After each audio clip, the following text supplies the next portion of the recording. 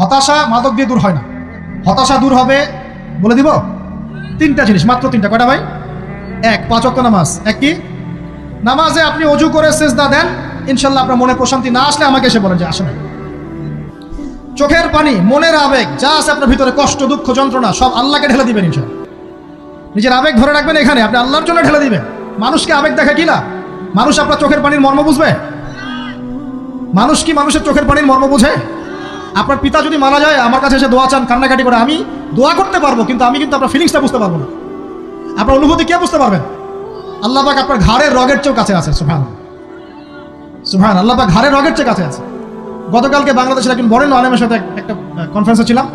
উনি বলছিলেন যে এক ব্যক্তি, এটা শোনেন, এক ব্যক্তি খুব তার শখ যে তিনি সাহাবীদের মতো নামাজ পড়া শিখবেন। কথা বুঝতে পারছেন? সাহাবীদের মতো নামাজ শিখবেন।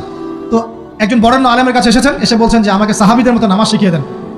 তখন সেই আলেম আরেকজন আলেমের সন্ধান দিয়েছেন, যা তুমি তার কাছে যাও, তিনি শেখাবেন। তো সেই ব্যক্তি একটু অবাক হয়েছেন, কারণ যাকে প্রশ্ন করেছিলেন তিনি অনেক বড় মুহাদ্দিস, আর যার কাছে পাঠানো হচ্ছে তিনি অত বড় মুহাদ্দিস নন, কিন্তু আবেদ, আমল করেন। তাকে গিয়ে বলছেন উনি আমাকে পাঠিয়েছেন সাহাবীওয়ালা নামাজ শিখিয়ে দেন। তখন তিনি বলছেন ঠিক আছে, সুন্দর করে অজু করে আসো, সুন্দর করে অজু করে আসো। অজু করার সময় খালি খেয়াল রাখবা যে আমি অজু করছি শুধু আল্লাহর সন্তুষ্টির জন্য। কি খেয়াল রাখবেন? অজু করছি শুধু আল্লাহকে রাজি খুশি করার জন্য অজু করছে, আর কোনো উদ্দেশ্য নয় আমার। অজু করতে যাচ্ছে, তিনি আবার বলছেন দাঁড়াও, শুধু আল্লাহকে রাজি খুশি করার জন্য অজু করো। আবার শুরু করছেন, আবার বলছেন শোনো, শুধু আল্লাহকে রাজি খুশি করার জন্য অজু করো। এভাবে বলতেই আছেন, নামাজে দাঁড়িয়ে আছেন, দাঁড়ানোর আগে বলছেন শোনো, শুধু আল্লাহকে রাজি খুশি করার জন্য নামাজ পড়ো। বলতেই আছেন। এক পর্যায়ে সে ব্যক্তি নামাজ শুরু করলো, নামাজে মনোযোগ এদিক ওদিকে যায়, আর তার মাথায় এটা আসে, এই শুধু আল্লাহকে রাজি খুশি করার জন্য আমাকে নামাজ পড়তে হবে, শুধু আল্লাহকে রাজি খুশি করার জন্য নামাজ পড়তে হবে। এই চিন্তা তার মনের মধ্যে ঘুরপাক খাচ্ছে। এভাবে নামাজটা সে শেষ করে চিন্তা করছে যে নামাজ তো পুরোপুরি মনোযোগ দিতে পারলাম না, বারবার মাথার মধ্যে এরকম চিন্তা আসছে, আল্লাহ আমাকে তো মাফ করে দাও, নামাজটা আমার মনে হলো না ঠিক মতো। তখন সে ফিরে এসে তার সে ওস্তাদকে বলছেন আমার তো নামাজ এরকম করে পড়লাম, কিন্তু শেষমেশ মনে হলো যে নামাজটা হয়তো কবুল হয় নাই, আল্লাহর কাছে খুব মাফ চাইলাম, আল্লাহ আমাকে মাফ করে দাও, নামাজটা মনে হলো না। তখন সেই যে প্রথম ব্যক্তি যিনি পাঠিয়েছেন তিনি বলছেন এটাই হলো সাহাবীওয়ালা নামাজ। তারা আল্লাহকে রাজি খুশি করার জন্য নামাজ পড়তেন, নামাজ শেষ করে আল্লাহর কাছে ইস্তেগফার করতেন, আল্লাহ কিছুই হলো না, কিছুই হলো না। আমার কথা কি বুঝতে পারছেন? অতএব আল্লাহকে রাজি খুশি করার জন্য আপনি আপনার আবেগ, আপনার ইবাদত সব ফেলে দিবেন, অন্য কারো কাছে কিছু পাওয়ার আশা করুন। আমাকে আল্লাহ পাঠিয়েছেন দুনিয়াতে নামাজ পড়তে, রোজা রাখতে, দিনের প্রচার করতে, দিনের জ্ঞান অর্জন করতে, এই তো। তা আমি একজন মেয়ের জন্য জীবন নষ্ট করে দিব কেন? আমি তাহলে আল্লাহর কাছে কি মুখ দেখাবো, আর নবীর কাছে কি মুখ দেখাবো? ওখানে গিয়ে বলবো আল্লাহ আমি আমার অমুক প্রেমিকার জন্য আশায় হয়ে একদম জীবন দিয়ে দিয়েছি, আত্মহত্যা করেছি। গেছে ভাই, যাইতে দেন। যে ব্যক্তি আপনার অবস্থানকে মূল্যায়ন করে নাই সে আপনার যোগ্য ছিল না। এখন আপনি কি করবেন? নিজের অবস্থান উন্নত করেন, আপনার পিছনে লাইন ধরে ঘুরবে ইনশাআল্লাহ।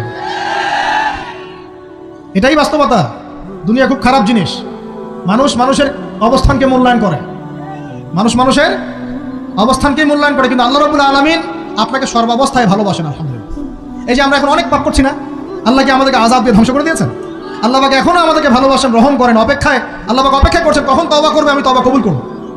এই কখন আমার বান্দা খালি একবার বলে আস্তাগফিরুল্লাহ, আল্লাহ পাক সাথে সাথে মাফ করে দিবেন। আর সেই আল্লাহকে ভুলে আপনি কার পিছনে ছুটছেন? আমরা কিন্তু নিয়াত করতে পারি ভাই যে আমরা যারা ওয়াজ শুনলাম জীবনে কোনোদিন সিগারেটে হাত দিব না ইনশাআল্লাহ। রাজি আছি ভাই? অন্য বড় বড় জিনিস তো বহু দূরের কথা। আচ্ছা, অনেকে রাজি হয় নাই কেন? আপনারা কি অলরেডি আসক্ত? আমি অনেক ভাইকে দেখেছি মাশাআল্লাহ ইফতার খুলেই একদম বেনসন টানা শুরু করে। হ্যাঁ, এটা যে হারাম আপনাদের কেউ ওয়াজ করে শোনায় নাই? এটাকে কি মনে করেন আপনারা, হারাম না হালাল? কেউ বলেছে মাকরু, নাকি মাকরু ফতোয়া দিয়েছে? মাকরুহ শব্দের অর্থ জানেন আপনি? মাকরুহ শব্দের অর্থ কি একটু শোনেন। সূরা বনী ইসরাঈল খুলবেন। কোন সূরা?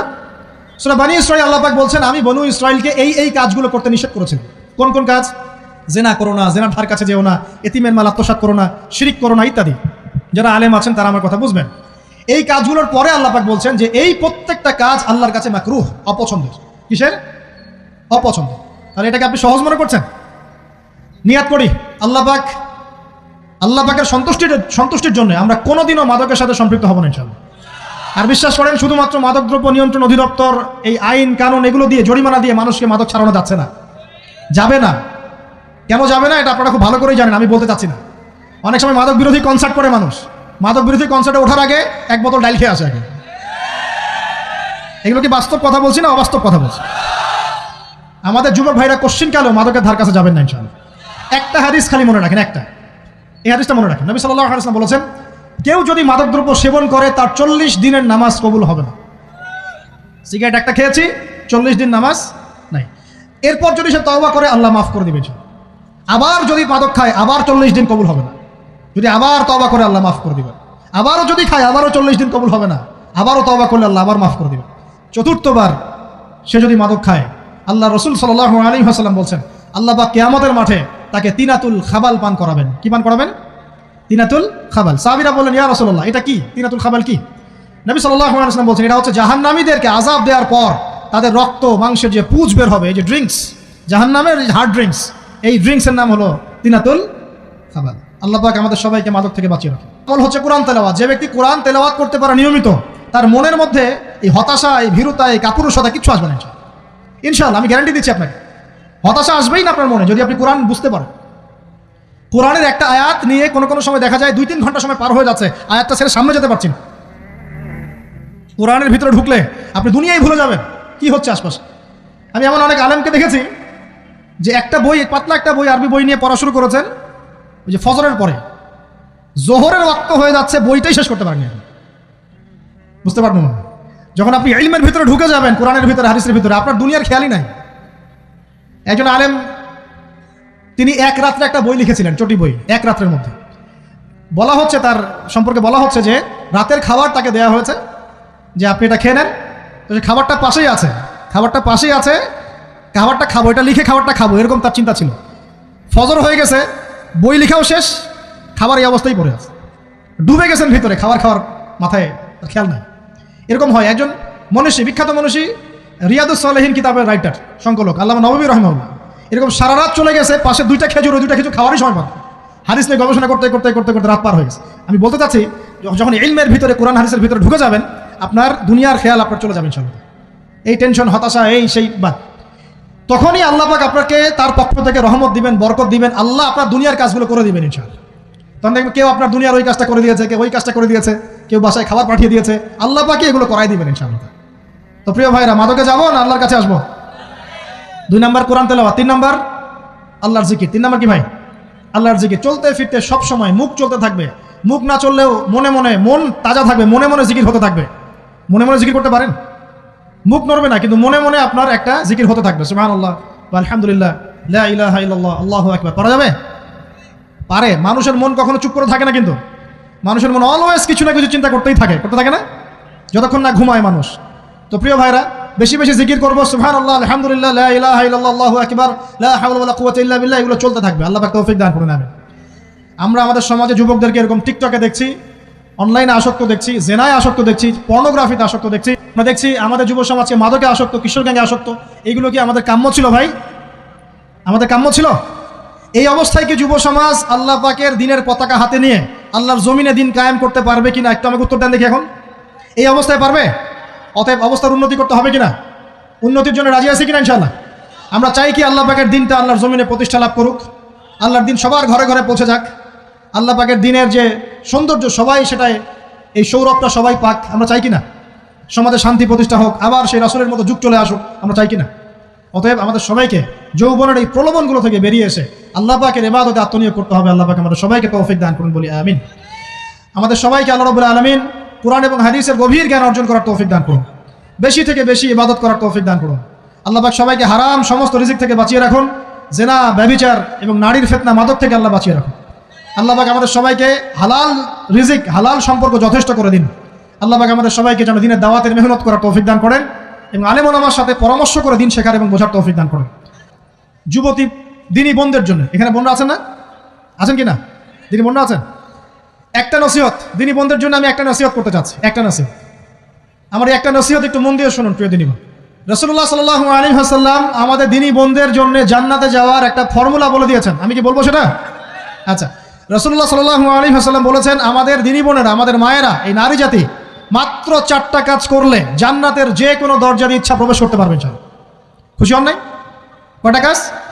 মাত্র 4টা। 1, যদি আমাদের দিনী বোনেরা 5 ওয়াক্ত নামাজটা ওয়াক্ত মতো পড়ে, আল্লাহ পাক তৌফিক দান করুন, বলি আমিন।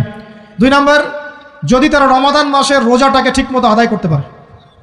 1 নাম্বার 5 ওয়াক্ত নামাজ ঠিকঠাক আদায় করা, 2 নাম্বার রমজান মাসের সাওম রাখা। 3 নাম্বার, তাদের লজ্জাস্থানের হেফাজত করা, মানে শরঈ পর্দা মেনটেন করা, শরঈ পর্দা মেনটেন করা। এবং আমি বলে দেই, চেহারাটা আপনাদের পর্দার অন্তর্ভুক্ত। এটা নিয়ে অনেক বাকবিতণ্ডা হয় না সমাজে, চেহারা দেখানো যাবে কি যাবে না ইত্যাদি। চেহারা আপনার পর্দার অন্তর্ভুক্ত বিষয়, ফুল স্টপ। এর উপরে ফতোয়া অনেকভাবে দিচ্ছে, কিন্তু বরেণ্য ওলামায়ে কেরামের কিতাবগুলো ঘাটাঘাটি করেন, তাদের ফতোয়া হচ্ছে চেহারা আপনার পর্দার অন্তর্ভুক্ত বিষয়, চেহারা ঢেকে রাখবেন, আল্লাহ পাক তৌফিক দান করুন। চোখ থাকবে খোলা, ঠিক আছে।